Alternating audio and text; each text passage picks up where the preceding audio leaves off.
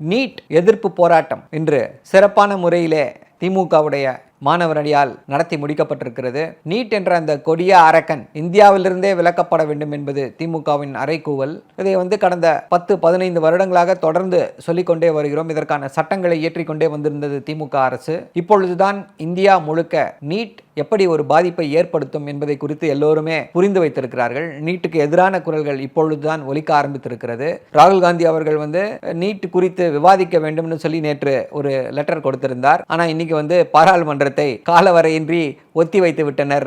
நீட்டை குறித்து பேச வேண்டுமா என்ற அந்த அச்சத்திற்காக இப்படி ஒரு காரியத்தை செய்திருக்கிறது பாஜக. பாராளுமன்றத்தில் பிரதமர் நீட் நடவடிக்கை எடுக்கப்படும், மாணவர்கள் கலங்க வேண்டாம்னு சொல்லிட்டு விட்டாரு. அவ்வளவுதான். பல லட்சக்கணக்கான மாணவர்கள் வாழ்க்கையை ஏமாற்றிய இந்த நீட் விவகாரத்தில் இவ்வளவுதான் பேசுவாரா பிரதமர்? விசாரணை நடந்து கொண்டிருக்கிறது, குற்றவாளிகள் கண்டுபிடிக்கப்படுவார்கள். ஐயா, பேப்பர் லீக் ஆயிருக்கு.